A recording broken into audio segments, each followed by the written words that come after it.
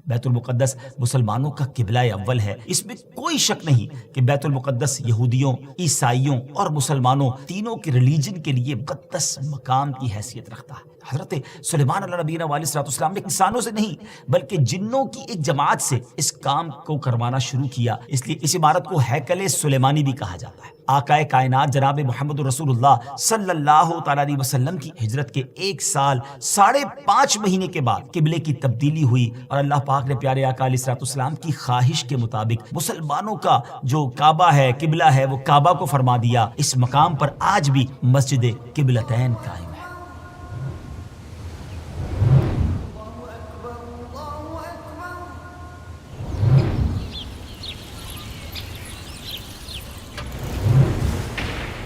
السلام علیکم ورحمۃ اللہ وبرکاتہ۔ ویورز کیسے ہیں آپ؟ سب ٹھیک ہیں؟ ایک بار پھر قیامت کی نشانیاں ایپیسوڈ لے کر حاضر ہیں، اور آج کی ایپیسوڈ بڑی امیزنگ ہے۔ ایک ایسا تفصیلی واقعہ ہے کہ جب اس کو سنتے ہیں، پڑھتے ہیں تو ایمان تازہ ہو جاتا ہے۔ یاد رہے کہ اللہ پاک کے آخری نبی جناب محمد عربی صلی اللہ تعالیٰ علیہ وسلم نے غیب کی خبر دیتے ہوئے اپنی امت سے ارشاد فرمایا کہ قیامت سے پہلے 6 چیزیں گن کر رکھو۔ نمبر 1 میری وفات، نمبر 2 بیت المقدس کی فتح، نمبر 3 پھر طاعون کی وبا جو بکریوں کی گٹلیوں کی طرح تمہارے اندر شروع ہو جائے گی، نمبر 4 اس قدر مال کی کثرت ہو جائے گی کہ کسی آدمی کو 100 دینار دینے پر بھی وہ خوش نہیں ہوگا، نمبر 5 ایک ایسا فتنہ اٹھے گا کہ عرب کا کوئی گھر باقی نہیں رہے گا جس پہ فتنہ داخل نہ ہوا ہو، نمبر 6 تمہارے اور رومیوں کے درمیان ایک سلو ہوگی اور رومی عہد شکنی کریں گے اور وہ 80 جھنڈے لے کر تمہارے اوپر حملہ آور ہوں گے اور ہر جھنڈے کے نیچے 12,000 فوج ہوگی۔ یہ 6 نشانیاں نبی پاک صلی اللہ تعالیٰ علیہ وسلم نے تفصیل کے ساتھ قیامت کی نشانیوں کے بارے میں بیان کی۔ اس حدیث پاک میں جو دوسری نشانی بیان کی گئی یعنی بیت المقدس کی فتح، اس بارے میں آج کی ہماری ایپیسوڈ ہوگی۔ یہ تو آپ نے سن ہی لیا کہ حدیث پاک میں اسے قیامت کی نشانی کے طور پر فرمایا گیا ہے۔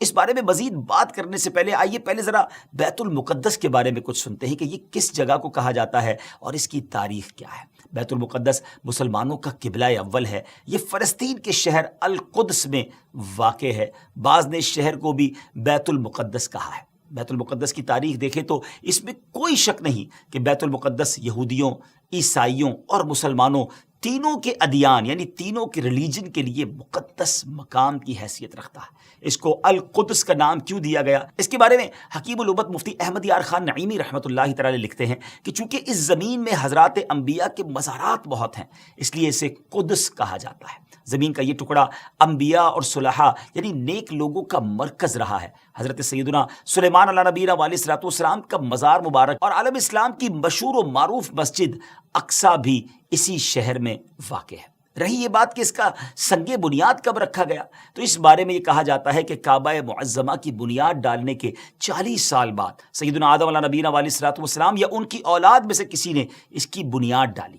پھر اس کی تعمیر حضرت سیدنا سام بن نوح علیہ نبینا علیہ الصلوۃ والسلام نے کی۔ پھر ایک عرصے کے بعد حضرت سیدنا داؤد علیہ نبینا علیہ الصلوۃ والسلام نے بیت المقدس کی بنیاد اسی مقام پر رکھی جہاں حضرت سیدنا موسیٰ علیہ نبینا علیہ الصلوۃ والسلام کا خیمہ نصب کیا گیا تھا۔ اس عمارت کے پورا ہونے سے قبل حضرت سیدنا داؤد علیہ نبینا علیہ الصلوۃ والسلام کی دنیا سے وفات کا وقت قریب آ گیا، تو اب آپ نے اپنے بیٹے حضرت سیدنا سلیمان علیہ نبینا علیہ الصلوۃ والسلام کو اس کو مکمل کرنے کی وصیت فرمائی۔ حضرت سلیمان علیہ نبینا علیہ الصلوۃ والسلام نے کمال کا انتظام کیا۔ آپ نے انسانوں سے نہیں بلکہ جنوں کی ایک جماعت سے اس کام کو کروانا شروع کیا۔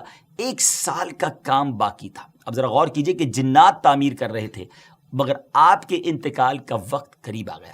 آپ نے غسل فرمایا، نئے کپڑے پہنے، خوشبو لگائی اور اس طرح تشریف لائے کہ عصا پر یعنی اپنے جو لاٹھی تھی اس پر ٹیک لگا کر کھڑے ہو گئے۔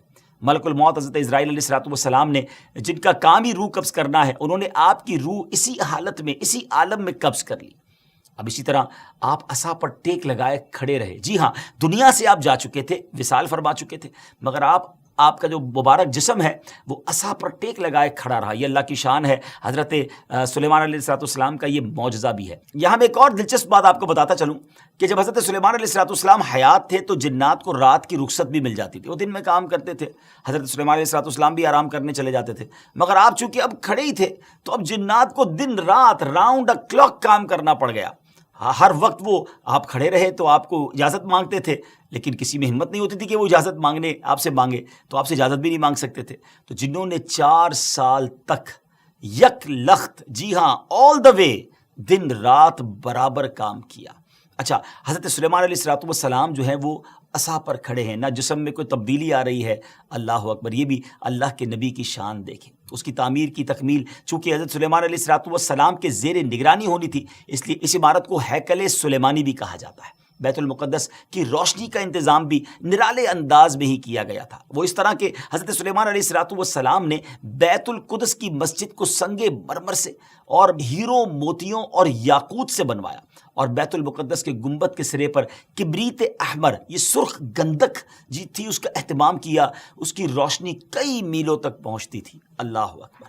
اچھا ناظرین، جیسے اس کی تعمیر کا وقت پورا ہونے لگا تو اللہ کی شان دیکھیں کہ آپ کے اس عصا کو، اس لکڑی کو دیمک نے کھایا اور آپ کا جسم زمین پر تشریف لایا. پھر لوگوں کو بھی پتہ چلا اور جنات کو بھی پتہ چلا کہ حضرت سلیمان علیہ السلام دنیا سے جا چکے ہیں. سبحان اللہ. اتنی شاندار یہ عمارت ہے. بیت المقدس کی خدمت کے لیے کثیر خادمین حاضری دیتے رہتے. ایک وقت ایسا آیا کہ حضرت سیدنا زکریا علیہ نبی علیہ السلام کے مبارک زمانے میں بیت المقدس کے خدام کی تعداد 4000 تھی، اور خدام کے 27 یا 70 سردار تھے جن کے امیر سیدنا زکریا علیہ نبینا علیہ السلام تھے.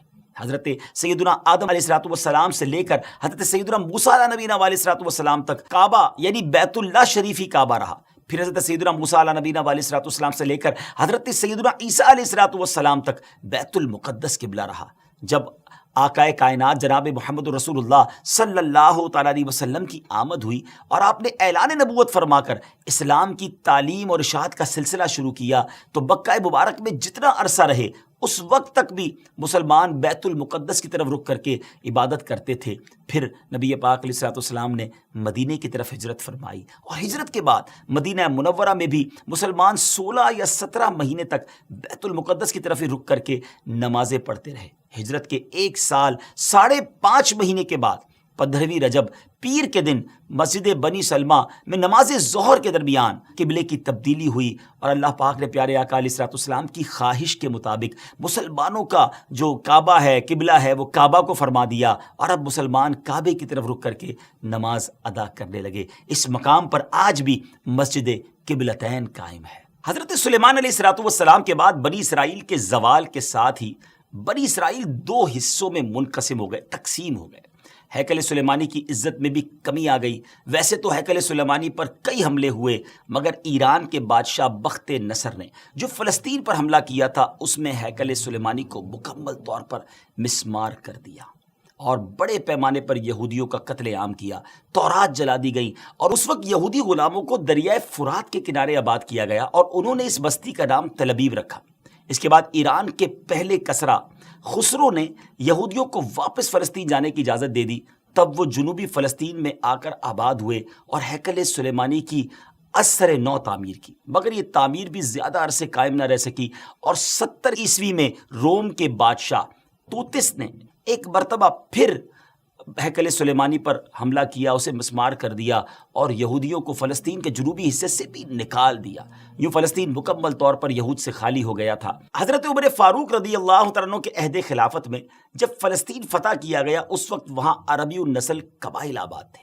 اسلامی لشکر کے سپہ سالار سیدنا ابو عبیدہ بن جراح رضی اللہ تعالیٰ عنہ نے فتح یرموک کے بعد اسلامی لشکر کے ساتھ آپ دمشق آ چکے تھے. آپ نے اپنے اصحاب سے مشورہ کیا کہ قیصاریہ روانہ ہو یا بیت المقدس. حضرت سیدنا معاذ بن جبل رضی اللہ تعالیٰ عنہ کے مشورے پر عمل کرتے ہوئے سیدنا فاروق اعظم رضی اللہ تعالیٰ عنہ کی بارگاہ میں ایک مکتوب روانہ کیا گیا، دونوں شہروں میں سے کس شہر کا انتخاب کیا جائے.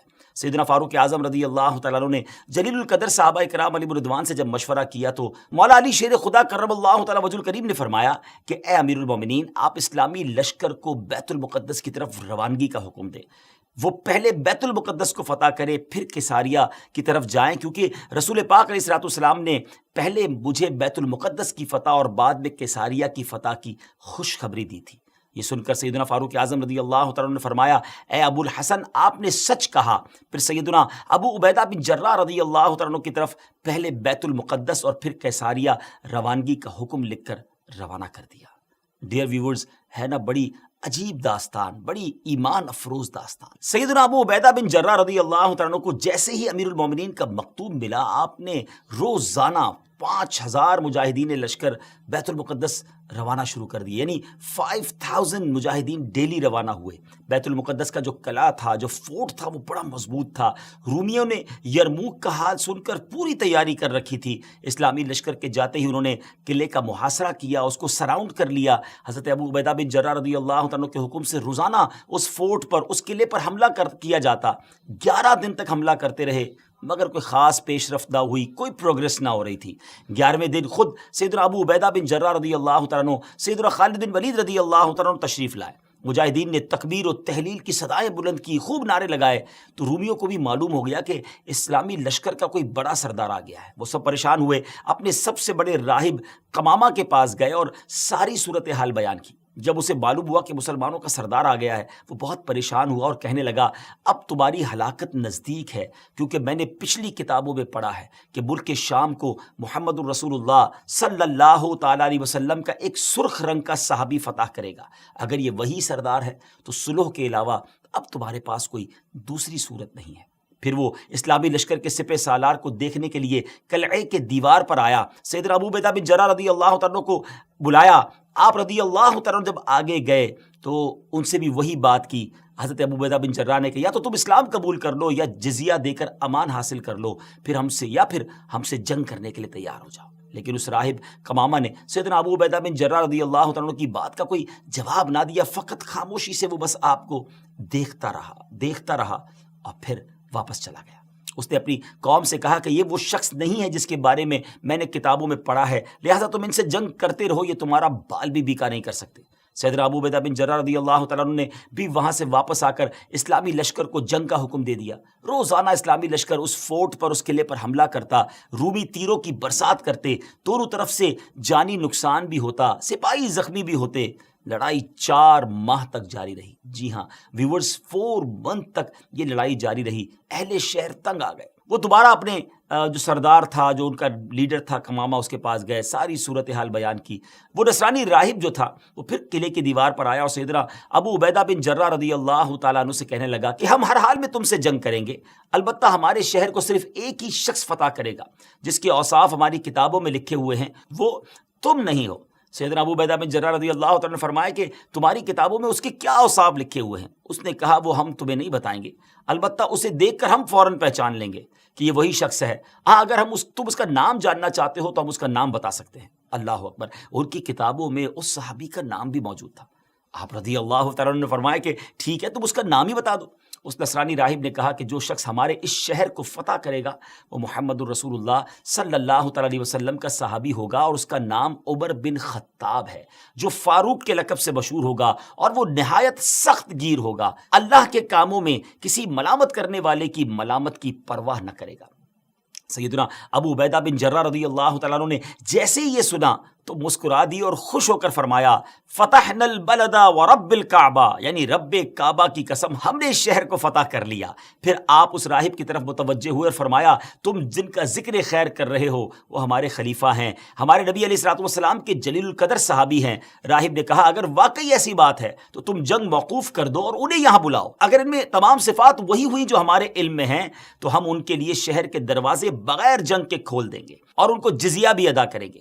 آپ رضی اللہ تعالیٰ عنہ نے یہ بات منظور فرما لی۔ نصرانی راہب سے گفتگو کرنے کے بعد سیدنا ابو عبیدہ رضی اللہ تعالیٰ عنہ نے جب وہ تشریف لائے اور نصرانی راہب سے ہونے والی گفتگو کی تفصیلات لشکر میں سب کو بتائیں تو تمام مجاہدین خوش ہو گئے۔ ایک مکتوب جس میں تمام تفصیلات انہوں نے لکھی سیدنا عمر فاروق رضی اللہ تعالیٰ عنہ کی بارگاہ میں انہوں نے پیش کر دیں، اور وہاں وہ خط بھیج دیا گیا۔ اللہ اکبر، جب یہ خط مدینہ منورہ پہنچتا ہے، حضرت سیدنا میسرہ بن مسروق رضی اللہ تعالیٰ عنہ مدینہ منورہ پہنچتے ہیں، بارگاہ فاروقی میں حاضر ہوئے، سلام عرض کیا، فرمایا خوشخبری لائے ہو، عرض کیا رب کعبہ کی قسم خوشخبری ہے۔ پھر وہ مکتوب بارگاہ فاروقی میں پیش کیا گیا۔ سیدنا فاروق اعظم رضی اللہ تعالیٰ نے جب مکتوب پڑھا، صحابہ کرام سے مشورہ کیا اور اس ملک شام کی طرف سفر کا ارادہ کر لیا، تیاری شروع فرما دی۔ امیر المومنین سیدنا فاروق اعظم رضی اللہ تعالیٰ کا بیت المقدس جب جانے کا فیصلہ ہوا، یہ خبر سن کر مدینہ منورہ میں خوشی کی لہر دوڑ گئی۔ اپنے سفر کا آپ آغاز فرماتے ہوئے سب سے پہلے آپ مسجد نبوی شریف میں آئے،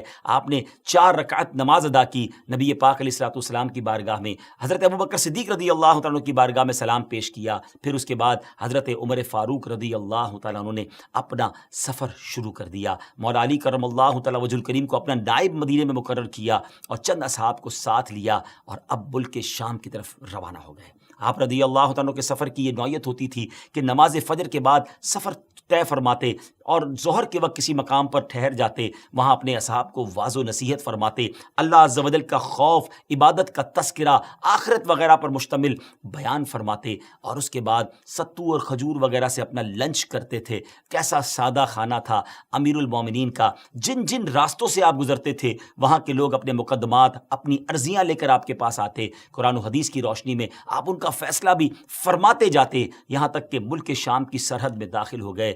اللہ اکبر! آپ نے عربی شاہ سواروں کا ایک قافلہ دیکھا۔ سیدنا زبیر بن عوام رضی اللہ تعالیٰ کو وہ آگے بھیجا کہ معلوم کرو یہ لوگ کون ہیں۔ تو حضرت زبیر بن عوام رضی اللہ تعالیٰ نے خبر دی کہ حضور جو لشکر اس وقت آپ کا بیت المقدس میں انتظار کر رہا ہے، اس لشکر والوں نے ایک دستہ بھیجا ہے کہ خوشخبری لے کر آئیں کہ امیر المومنین تشریف لا چکے ہیں یا نہیں۔ پھر وہ قافلہ سیدنا فاروق اعظم رضی اللہ تعالیٰ کی بارگاہ میں حاضر ہوا، ہدیہ سلام کے بعد کہا، مصافحہ کیا، دست بوسی کی، اور فاروق اعظم رضی اللہ تعالیٰ نے ان سے پوچھا کہ تم لوگ یہاں کس لیے آئے ہو؟ عرض کی حضور اے امیر المومنین، آپ کی تشریف آوری کے انتظار میں پورا اسلامی لشکر اپنی آنکھیں بچھائے، پلکیں بچھائے ہوئے ہے اور گردنیں اٹھا اٹھا کر لوگ مدینہ منورہ سے آنے والے راستے پر نظریں جمائے ہوئے ہیں۔ ہر شخص آپ کے دیدار کے لیے بے چین ہے۔ لہٰذا اسلامی لشکر کے سپہ سالار امین الامت حضرت سیدنا ابو عبیدہ بن جراح رضی اللہ تعالی عنہ نے آپ کی بارگاہ میں خبر معلوم کرنے کے لیے بھیجا ہے۔ حضور اگر آپ اجازت دے دیں تو میں جلدی واپس جا کر لشکر کو آپ کی آمد کی خوشخبری سنا دوں۔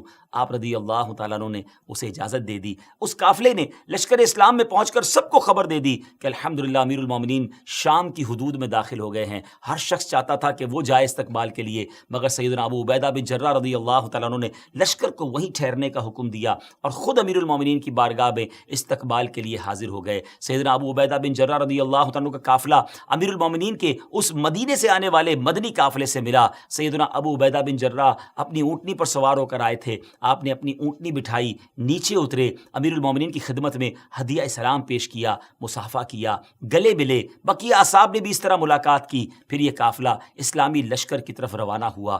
اللہ اکبر! سوچئے کیسا منظر ہوگا جب یہ قافلہ بیت المقدس پہنچا۔ مجاہدین نے نہایت شاندار استقبال کیا، تمام مجاہدین نے آپ سے ملاقات کی، آپ کی دست بوسی کی، پھر آپ نے ان سے نہایت فصیح و بلیغ خطبہ بھی دیا، تمام مجاہدین کو اعمال صالحہ، تقوی و پرہیزگاری وغیرہ اختیار کرنے کی نصیحت اور تنبیہ فرمائی۔ خطبے سے فارغ ہو کر سیدنا ابو عبیدہ بن جراح رضی اللہ تعالیٰ عنہ نے ملک شام کی جنگوں کو بالتفصیل بیان کیا، جنہیں سن کر فاروق اعظم رضی اللہ تعالیٰ عنہ کبھی روتے اور کبھی خوش ہوتے۔ دونوں میں گفتگو ہوتی رہی یہاں تک کہ ظہر کا وقت ہو گیا۔ مؤذن رسول سیدنا بلال حبشی رضی اللہ تعالیٰ عنہ، جو نبی پاک علیہ الصلوۃ والسلام کے دنیا سے پردہ فرمانے کے بعد مدینہ طیبہ سے ملک شام چلے آئے تھے، لشکر اسلام میں شامل ہو کر وہ بھی جہاد میں مصروف ہو گئے تھے۔ حضرت جناب رسول اللہ صلی اللہ تعالیٰ علیہ وسلم کی وصال ظاہری کے بعد آپ نے اذان کہنا چھوڑ دی تھی۔ اپنے آقا و مولا علیہ الصلوۃ والسلام کی جدائی اور فرقت کے رنج میں وہ ایسے شکستہ دل تھے کہ اذان دیتے وقت انہیں سخت غم اور جو ہے وہ رنج لاحق ہو جاتا تھا، محبوب کی یاد ستاتی تھی، اتنی گریہ وزاری ہوتی تھی کہ اذان کو کمپلیٹ کرنا مشکل ہو جاتا تھا۔ جب نماز ظہر کا وقت ہوا، تمام مجاہدین نے امیر المومنین سے عرض کی کہ حضور حضرت بلال بھی موجود ہیں، ہم چاہتے ہیں کہ حضرت بلال کی اذان سنیں، نبی پاک علیہ الصلوۃ والسلام کے زمانے مبارکہ کی یاد تازہ ہو جائے گی۔ سیدنا فاروق اعظم رضی اللہ تعالیٰ عنہ نے سیدنا بلال حبشی کو حکم دیا، مجاہدین کی خواہش بیان کی۔ سیدنا بلال حبشی رضی اللہ تعالیٰ عنہ نے اذان تو بالکل چھوڑ دی تھی، کسی کے کہنے پر بھی اذان نہ دیتے تھے، لیکن فاروق اعظم رضی اللہ تعالیٰ عنہ کا حکم تھا اور بڑا وہ ادب بھی کرتے تھے، اس لیے اذان دینے کے لیے راضی ہو گئے۔ کیا منظر ہوگا! حضرت بلال حبشی رضی اللہ تعالیٰ عنہ نے اذان شروع کی، جیسی بلند آواز سے کہا اللہ اکبر اللہ اکبر، ان کی آواز میں وہ درد تھا کہ لشکر اسلام پر لرزہ طاری ہو گیا. مجاہدین کی آنکھیں اشکبار ہو گئیں. محبوب اکرم کا زمانہ یاد آ گیا. اللہ اکبر. شام کی سرزمین میں مدینے کی یاد تازہ ہو رہی ہے. اس وقت رسول پاک علیہ الصلوۃ والسلام کے دیدار سے اپنی آنکھوں کو ٹھنڈا کیا کرتے تھے، مگر وہ دیدار اب کہاں نصیب. تمام مجاہدین شدت غم سے کانپنے لگے. سیدنا بلال حبشی رضی اللہ تعالیٰ عنہ اشہد ان محمد الرسول اللہ پر جب پہنچے تو پورے لشکر پہ ایک کوہرام مچ گیا. صحابہ کرام علیہ رضوان نے اپنے محبوب آقا کی یاد میں وہ تڑپنے لگے. آہو بکا کا شور بلند ہو گیا. شدت غم سے مجاہدین ایسے تڑپتے کہ ابھی ان کے دل پھٹ جائیں گے. بعض پر تو بے ہوشی طاری ہو گئی. فاروق اعظم رضی اللہ تعالیٰ عنہ پر بھی گریہ طاری تھا. حضرت بلال حبشی رضی اللہ تعالیٰ عنہ کی حالت بھی ناقابل برداشت تھی. ایسا لگتا تھا کہ وہ اذان پوری نہ کر پائیں گے. اسلامی لشکر پر غم و اضطراب کی وہ کیفیت طاری تھی کہ رونے اور چیخنے کے سوا کچھ سنائی ہی نہ دیتا تھا. بہرحال سیدنا بلال حبشی رضی اللہ تعالیٰ عنہ نے اذان مکمل کی. بہت دیر تک صحابہ کرام محبوب کریم علیہ الصلوۃ والسلام کی یاد میں روتے رہے. بالآخر اللہ کریم نے سب کو تسکین عطا فرمائی. فاروق اعظم رضی اللہ تعالیٰ عنہ نے پورے لشکر کو نماز پڑھائی. پھر قلعہ بیت المقدس کی طرف جانے کا ارادہ فرمایا. جب آپ نے بیت المقدس کی طرف روانگی کا ارادہ فرمایا تو بکری کے بالوں سے بنا ہوا لباس پہنا. وہ جبہ جو تھا نا ناظرین، ٹکڑے ٹکڑے سی کر بنایا گیا تھا اور اس میں 14 پیون تھے. ایک پیون جو ہے وہ چمڑے کا بھی اس میں تھا. اتنا سادہ اور جس کو آپ کہیں بالکل کم پیسوں والا لباس. اسلامی لشکر کے تمام سرداروں نے آپ سے گزارش کی، حضور آج تو بڑا اہم دن ہے، آپ اچھے کپڑے آج زیب تن کیجئے، اچھے گھوڑے پر سوار ہوں. آج آپ کو بیت المقدس کے جو لوگ ہیں ان سے ملنا ہے اور انشاءاللہ ہمیں فتح ملنی ہے. جب لوگوں نے بڑا اصرار کیا تو آپ راضی ہو گئے اور مصر کے اعلیٰ قسم کا سفید لباس پہن کر گھوڑے پر سوار ہو کر اسلامی لشکر کے ساتھ اب بیت المقدس کے قلعے کی جانب روانہ ہوئے. ابھی چند قدم ہی چلے تھے ناظرین کہ آپ کے چہرے پر گھبراہٹ کے آثار ہوئے. آپ کو ایسا لگتا تھا جیسے آپ کو بڑی سخت تکلیف ہو گئی ہے. آپ کے چہرے کا رنگ تبدیل ہو گیا. سواری کو رکوایا، فوراً گھوڑے سے نیچے آئے اور فرمایا اللہ عز و جل مجھے معاف فرمائے. قریب تھا کہ میں ہلاک ہو جاتا کیونکہ ایسے پرتکلف اتنے قیمتی لباس کو پہن کر میرے دل میں عجب اور تکبر داخل ہو گیا تھا. میں نے اللہ عز و جل کے محبوب علیہ الصلوۃ والسلام کو یہ فرماتے سنا ہے کہ جس کے دل میں ذرہ برابر بھی تکبر ہوگا وہ جنت میں داخل نہیں ہوگا. تمہارے اعلیٰ اور سفید لباس نے مجھے ہلاکت میں ڈال دیا. پھر آپ نے وہ لباس اتار دیا اور اپنا پرانا 14 پیوند والا لباس زیب تن فرمایا. فاروق اعظم رضی اللہ تعالیٰ عنہ بیت المقدس کے قریب اب پہنچ گئے. ناظرین میں یاد تھوڑی دیر کے لیے رکوں گا، غور کیجئے. یہ تھے امیر المومنین. آج فتح کا دن تھا، آج دوسرے لفظوں میں ریوارڈ کا دن تھا، عزت کے بڑھنے کا دن تھا. پھر بھی عاجزی ہے، پھر بھی خوف خدا ہے، پھر بھی نبی پاک کی یاد ہے. یاد رسول میں آنسو بھی بہے، نمازیں بھی پڑھی گئیں، بیان بھی کیا گیا، اللہ کی یاد بھی دلائی گئی، خوف بھی دلایا گیا اور اپنے آپ کو تکبر سے بچایا بھی گیا. یہ ہم سب کے لیے کتنا بڑا درس ہے. جن کو اللہ نے نوازا ہے، اگر اللہ نے دنیا کی نعمتیں دی ہیں تو اس کا مطلب یہ نہیں کہ تکبر کیا جائے اور ان خوشیوں میں کھو جایا جائے. آج معاملہ یہ ہے ناظرین کہ جس کے گھر میں خوشی ہوتی ہے، جس کو کوئی سیلیبریشن ملتی ہے، وہ اس کے ساتھ ہی نافرمانی اللہ کی شروع کر دیتا ہے. ایسا لگتا ہے کہ ہماری خوشی اور اللہ کی نافرمانی یہ لازم و ملزوم ہو گئی ہے. اچھا خاصا نیک نمازی بھی ہوتا ہے، اگر اس کے گھر میں جب خوشی کا موقع آتا ہے تو وہ کچھ ہوتا ہے جو بیان نہیں کیا جا سکتا. یہ بہت بڑی بے وقوفی ہے ناظرین کہ اللہ کریم خوشیاں عطا فرمائے اور ہم اسی کی نافرمانی کریں. ایسا نہ کیا کریں. جب رب کی عطا ملے زیادہ شکر ادا کریں، زیادہ سجدے کریں، صدقہ کریں اور گناہوں سے بچیں. بہرحال فاروق اعظم رضی اللہ تعالیٰ عنہ بیت المقدس کے قلعے کے قریب پہنچے تو وہاں موجود مجاہدین نے اب تکبیر و تحلیل کی صدائیں بلند کی، خوب اللہ اکبر کے نعرے لگائے. جب یہ شور سنا اور بیت المقدس کے اندر جو لوگ تھے وہ حیران ہو گئے کہ جنگ تو بریک تھی، موقوف ہو گئی، کیا مسلمانوں نے پھر حملہ کر دیا؟ نصرانی راہب کمامہ نے جب وہ آوازیں سنی اور خادمین کو بھیجا کہ معلوم کرے کہ معاملہ کیا ہے تو پتہ چلا کہ اسلامی لشکر کے سب سے بڑے سردار امیر المومنین حضرت عمر بن خطاب رضی اللہ تعالیٰ عنہ تشریف لائے ہیں. نصرانی راہب قلعے کی دیوار پر آیا اور اسلامی لشکر میں پیغام بھیجا کہ حضرت عمر بن خطاب رضی اللہ تعالیٰ عنہ کی زیارت اور شناخت کرنا چاہتے ہیں، انہیں قلعے کے قریب لایا جائے. سیدنا فاروق اعظم رضی اللہ تعالیٰ عنہ بغیر اسلحے کے اکیلے ہی قلعے کے قریب جانے لگے تو بعد میں یہ فیصلہ ہوا کہ حضرت ابو عبیدہ بن جراح رضی اللہ تعالیٰ عنہ بھی ساتھ جائیں. آپ اپنے اونٹ پر سوار تھے، ہاتھ میں ایک درہ تھا. جب دیوار کے قریب پہنچے تو اس نصرانی راہب نے آپ کو بڑے غور سے دیکھنا شروع کر دیا۔ تھوڑی دیر بعد نصرانی راہب نے کمامہ نے بلند آواز سے شور کرتے ہوئے اپنی قوم کو پکار کر کہا، خدا کی قسم یہ وہی شخص ہیں جن کی صفات ہم نے اپنی کتابوں میں پڑھی ہیں، اور ان کے ہاتھوں پر ہمارا شہر فتح ہوگا۔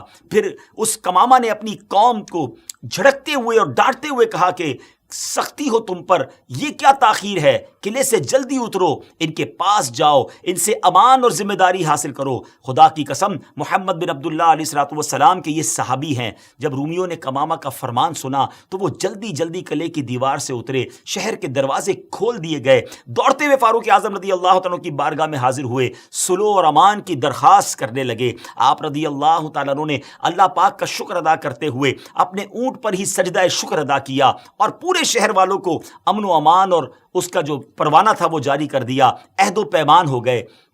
دوسرے دن آپ رضی اللہ تعالیٰ عنہ نے بعد نماز فجر عظیم و شان فتح و نصرت کے ساتھ بیت المقدس کے قلعے میں داخلہ فرمایا۔ اس کے بعد کئی 100 سال تک بیت المقدس مسلمانوں کے قبضے میں رہا۔ بعد ازاں تقریباً 11ویں صدی عیسوی میں بیت المقدس عیسائیوں کے قبضے میں چلا گیا، جسے سلطان صلاح الدین ایوبی رضی اللہ تعالیٰ عنہ نے 1187 عیسوی میں دوبارہ فتح کیا اور بیت المقدس دوبارہ مسلمانوں کے قبضے میں آ گیا، اور پہلی جنگ عظیم تک ترک عثمانیہ خلافت کے زیر انتظام رہا۔ اللہ پاک ہمیں اپنی نعمتوں کا شکر بجا لانے کی توفیق عطا فرمائے اور ہمیں پھر قبلہ اول نصیب فرمائے۔ بہرحال ناظرین، ہم نے یہ جو آج ایپیسوڈ سنی ہے بیت المقدس کی فتح، اس کا مطلب یہ ہوا کہ یہ نشانی پہلے بھی ہو چکی ہے، اور ہم اللہ سے دعا کرتے ہیں کہ ایک بار پھر ہمیں بیت المقدس مسلمانوں کا قبلہ اول نصیب فرمائے۔ تو یہ آج کی نشانی، قیامت کی نشانی جو تھی وہ ہم نے سنی، اور امید ہے کہ اس سے بہت ساری معلومات بھی ملی، ہمیں لیسن بھی ملے۔ اللہ مجھے اور آپ کو عمل کرنے کی توفیق عطا فرمائے۔ انشاءاللہ اگلے ایپیسوڈ میں ایک اور قیامت کی نشانی لے کر حاضر ہوں گے۔ ہمیں اپنی دعاؤں میں یاد رکھیے گا۔ السلام علیکم ورحمۃ اللہ وبرکاتہ۔